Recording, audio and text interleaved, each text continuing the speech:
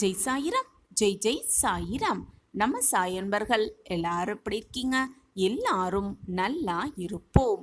ஓம் சாயிராம். நம் வாழ்க்கையில் நம் கஷ்டத்திற்கான இறுதி கட்ட வேலை நடந்து கொண்டிருக்கிறது. நம் சாயப்பா அந்த வேலையில் ஈடுபட்டு கொண்டிருக்கிறார். நமக்கான நல் மாற்றங்களையும் ஏற்றங்களையும் வாழ்வில் நிச்சயமாக கொண்டு வருவார் என்ற நம்பிக்கையோடு இருக்கலாம். நம்பிக்கை என்றுமே தோர்த்ததே இல்லை. சாயப்பா இருக்க நமக்கு ஏன் மனக்கவலை? சாயிராம் சாயிராம்.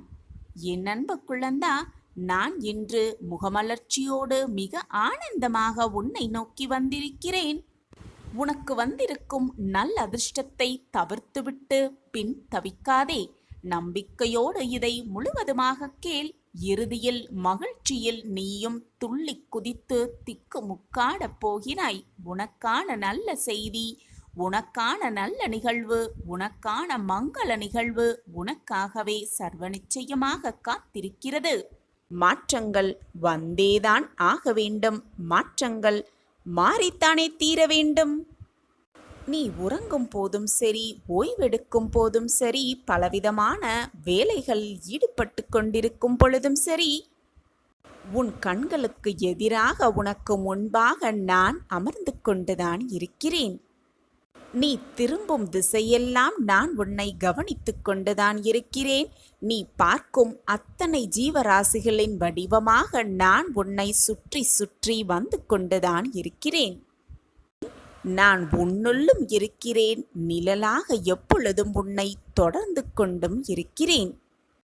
என்னுடைய குரல் உன் செவிகளில் கேட்கப் போகிறது. உன்னுடைய அத்தனை கேள்விக்குமான பதிலை நான் உனக்கு வழங்கியே தீருவேன். நான் உன்னோடு இருக்கும் அந்த தருணத்தையும் உணர்ந்து கொள்ள நான் அத்தனை வழிகளையும் செய்து கொண்டுதான் இருக்கிறேன். எனது இருப்பிடத்தை, எனது உண்மையான ஆசிர்வாதத்தை நீ முழுமையாக புரிந்து கொள்ளும் பொழுது நான் உன் அருகில் இருப்பதை நிச்சயமாக நீ உணர்ந்து கொள்வாய். நான் உன் அருகில் இருக்கும் பொழுது தேவையில்லாமல் உன் மனதை போட்டு ஏன் இப்படி வருத்தி கொண்டே இருக்கிறாய்? எதையும் இப்படியாகிவிட்டதே, அப்படியாகிவிட்டதே, நம் வாழ்க்கையில் மாற்றங்களே வராதா?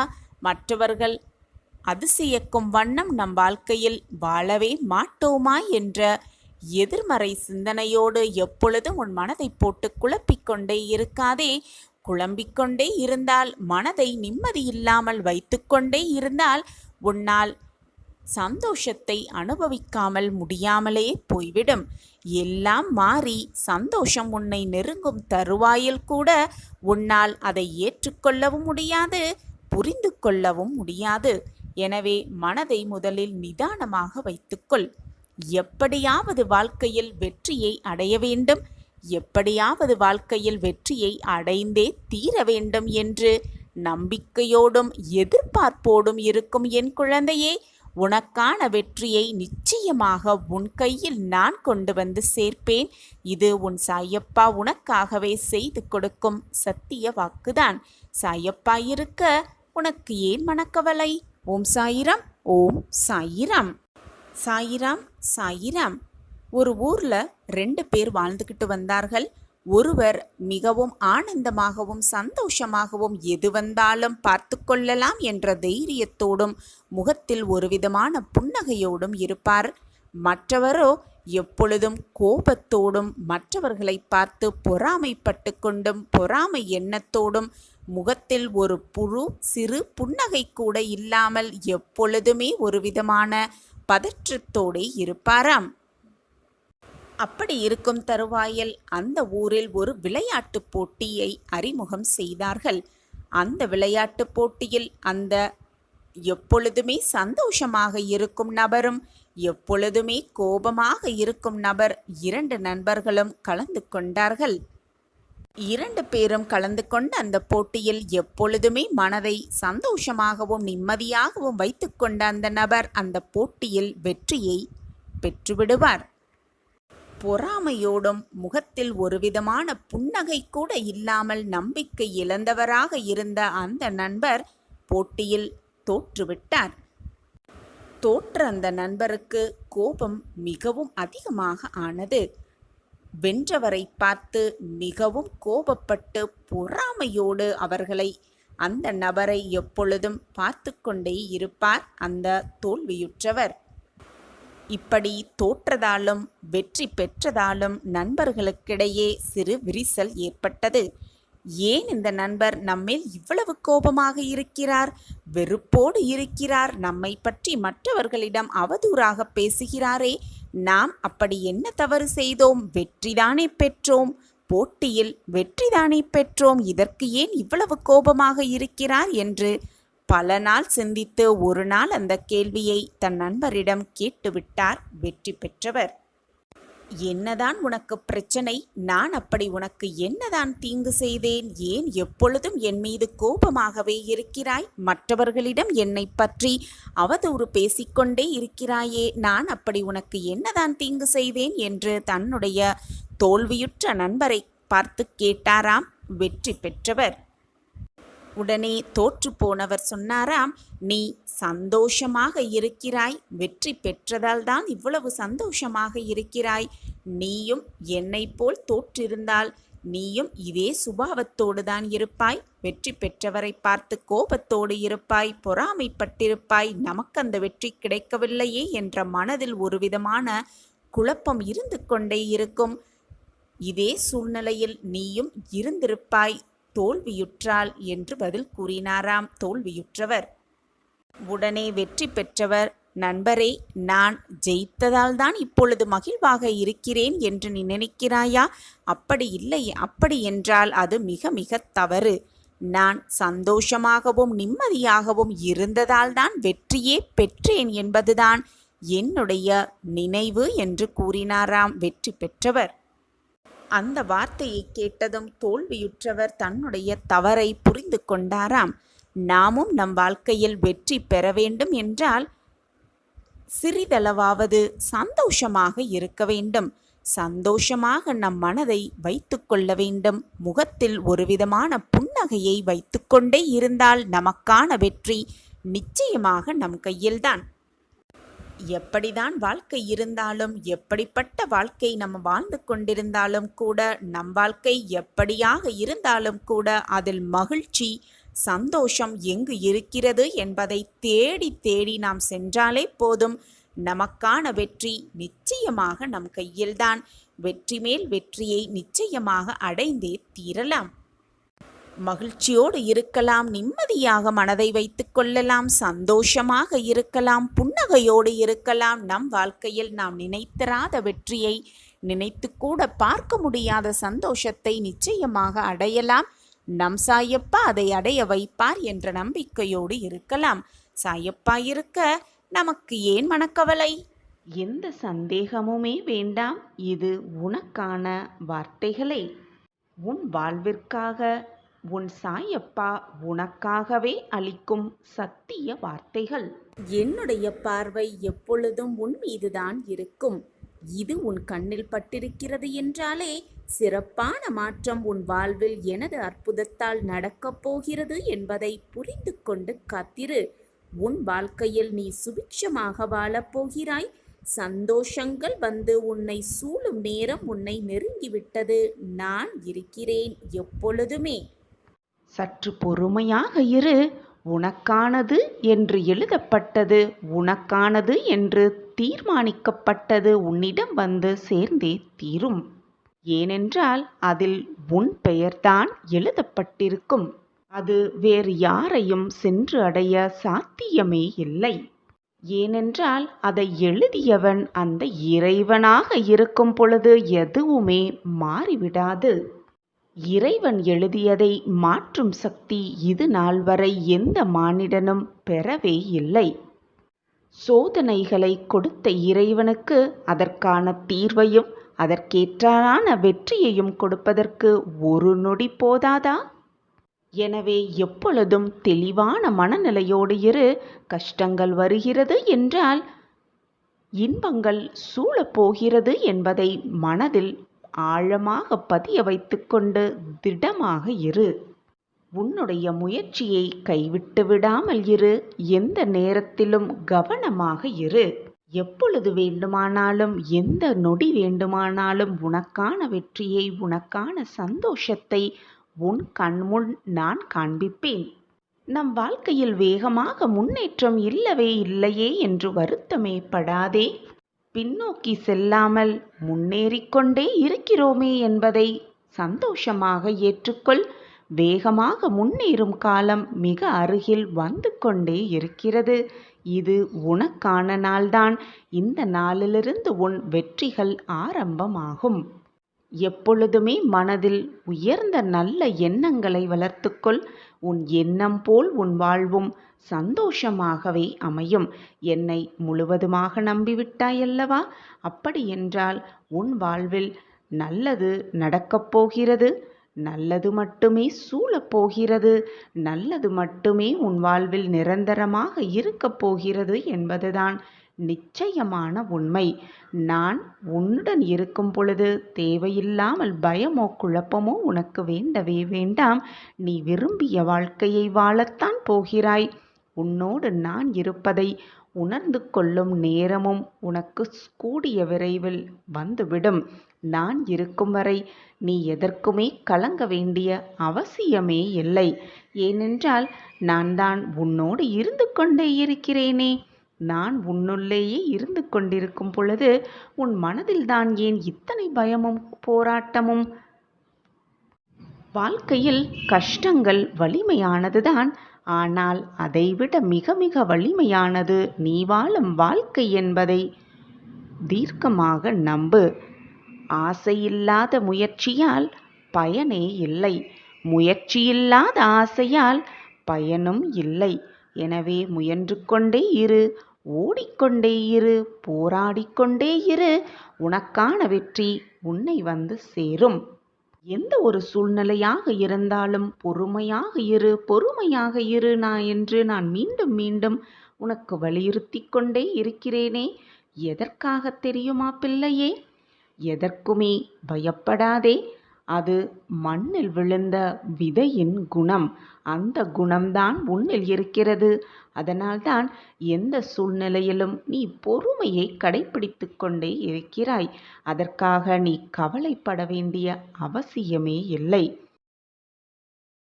வாழ்க்கையில் நிலையானது உறவோ உண்மையோ அல்ல, நம்பிக்கை மட்டும்தான். அந்த நம்பிக்கை மட்டும் உன்னில் இருந்தால் போதும்.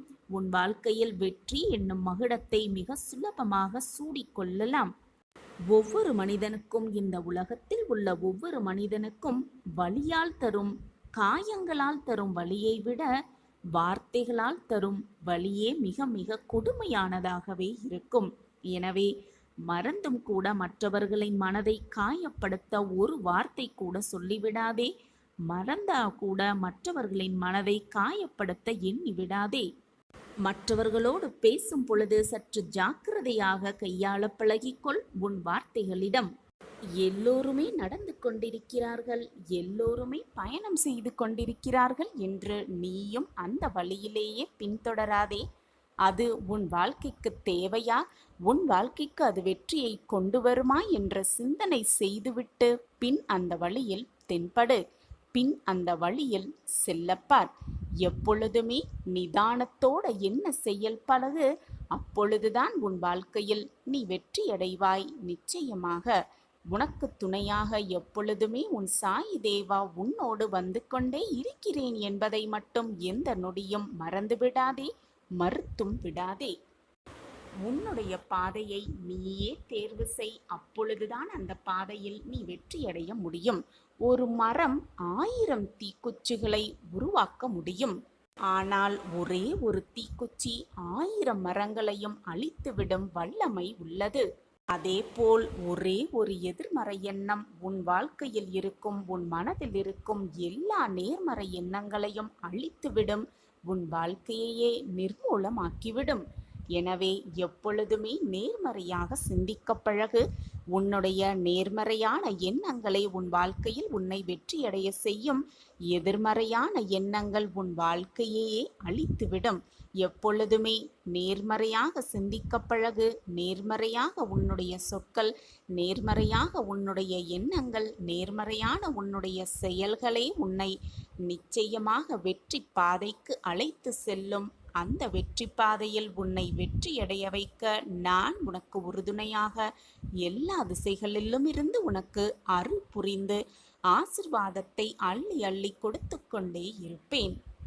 உன்னுடைய எண்ணத்தை முதலில் கவனி. நீ நிதானத்தை இழக்கும் பொழுதெல்லாம் உன் மனதில் ஒன்றை தெளிவாக புரிய வைத்துக்கொள். வார்த்தைகள் மிக மிக கூர்மையானது. எப்பொழுதுமே அது நம்மை சிதைக்கக்கூடும் என்பதை நன்றாக மனதில் பதிய வைத்துக்கொள். மௌனமாக இருப்பது எதுவுமே தவறில்லை.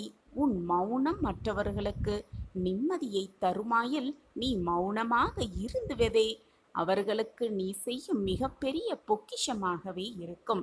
மௌனமாக இருந்து பார். அது மற்றவர்களுக்கு உதவுமாயின் மௌனமாகவே இருந்து விடுவதுதானே. அதில் என்னதான் குழப்பம் உனக்குள்?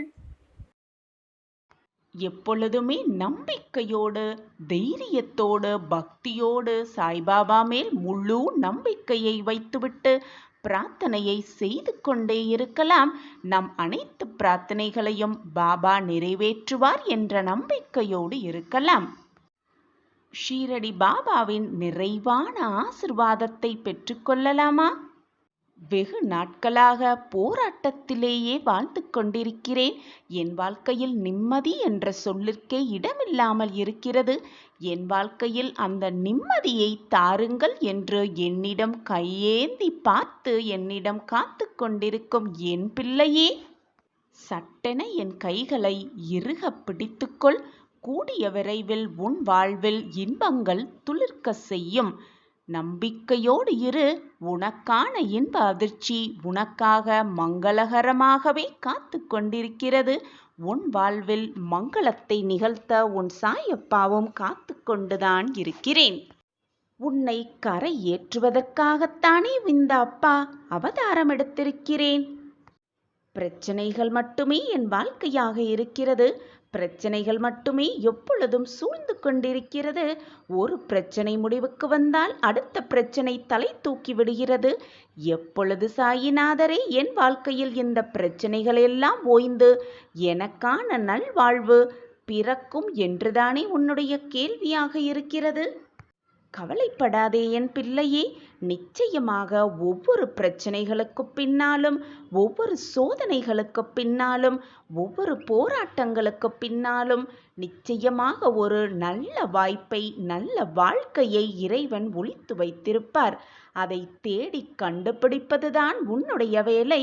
அதை விட்டுவிட்டு என் வாழ்க்கையில் போராட்டம் மட்டுமே சூழ்ந்து இருக்கிறது, பிரச்சனைகள் மட்டுமே நிரம்பி இருக்கிறது, கஷ்டத்தை மட்டுமே நான் அனுபவித்து கொண்டிருக்கிறேனே என்று புலம்புவதை முதலில் நிறுத்திவிட்டு அந்த பிரச்சனைக்கான தீர்வை இறைவன் எங்கே ஒளித்து வைத்திருக்கிறார் என்பதை லாபகமாக கண்டுபிடித்து உன் பிரச்சனைக்கான தீர்வையும் நீ முதலில் கண்டுபிடி.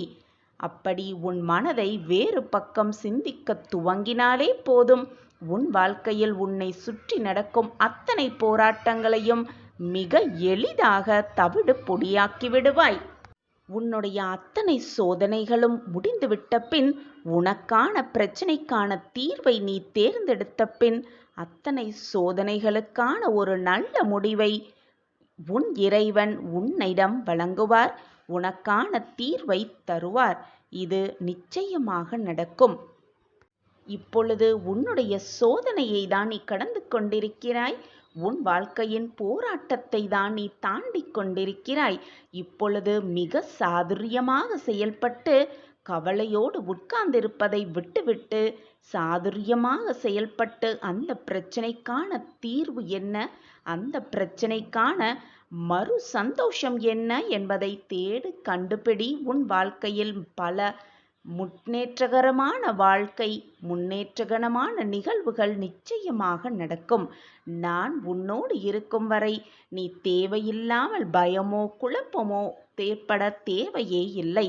நான் தான் உன்னோடு இருக்கிறேனே. எதற்குமே கவலை கொள்ளாதே. சோதிக்கப்படாத பக்தியும் சோதிக்கப்படாத அன்பும் என்றுமே தூய்மை நிலை அடைவதே இல்லை. குழந்தையே, நான் உனக்கு கொடுத்த வாக்கை காப்பாற்ற அனைத்து கதவுகளையும் திறந்து விட்டேன். உன் கஷ்டங்களுக்கான கடைசி இரவிது. உன் ஆனந்த காலத்தை திருப்பித் தரப்போகிறேன். சந்தோஷமாக பெற்றுக்கொள் என் குழந்தையே. உன்னுடைய பக்தியிலும் அன்பிலும் எவ்வளவு சோதனைகளை நீ மேற்கொள்கிறாயோ அவ்வளவு தூய்மை நிலை அடைகிறாய் என்பதை புரிந்து கொள். கண்மணியே, உன் வேண்டுதல் அனைத்தும் 100% நிச்சயமாக நிறைவேறும். உன் மனதில் இருக்கும் கஷ்டங்களுக்கு நான் பதில் கூறுகிறேன். இதை ஒருமுறை கேட்டால் உன் எண்ணங்கள் எல்லாம் நிறைவேறும். உன் வாழ்வில் அதிசயம் ஒவ்வொன்றாக நடக்கும். உன் கவலைகளை என் காலடியில் வைத்துவிட்டு நம்பிக்கையோடு இதை கேள். உனது கவலைகள், கஷ்டங்கள், சோதனைகள், வேண்டுதல்கள் எல்லாமே கண்டிப்பாக மாறும். என் வார்த்தைகளின் மீது நம்பிக்கை வைத்து நம்பிக்கையோடு இரு. உன் அப்பா வார்த்தைகளின் மீது நம்பிக்கை வை என் குழந்தையே. உன்னிடம் யாராவது ஏதாவது கேட்டால் நேரம் காலம் பார்க்காமல் அவர்களுக்கு உதவி செய். இந்த உலகத்தில் உள்ள அனைத்து ஜீவராசிகளின் மேல் அன்பு செலுத்து. உன் கஷ்டங்களை நான் தீர்த்து வைக்கிறேன். நீ யாருக்கு உதவி செய்கிறாயோ அவர்கள் ரூபத்தில் நான் உன்னுடனேயே இருப்பேன் என்பதை புரிந்து கொள். நான் உனக்கு கொடுத்த வாக்கை நிச்சயமாக நிறைவேற்றுவேன், நிறைவேற்றியே தீருவேன். இது உன் சாயப்பா உனக்கு கொடுக்கும் சத்திய வாக்கு. குழந்தையே, உனக்கான வாய்ப்பை இப்பொழுது இந்த நொடி தரப்போகிறேன். வாய்ப்பை பயன்படுத்திக்கொள். வெற்றியடைவதற்கான வழியை சிந்தித்து பழகு. தேவையில்லாத விஷயத்தை உன் மனதில் போட்டு குழப்பிக்கொண்டே இருக்காதே. இன்றோடு உன் துன்பங்கள் அனைத்தும் நீங்கி நாளை முதல் ஆனந்த வாழ்வை நிச்சயமாக பெறுவாய்.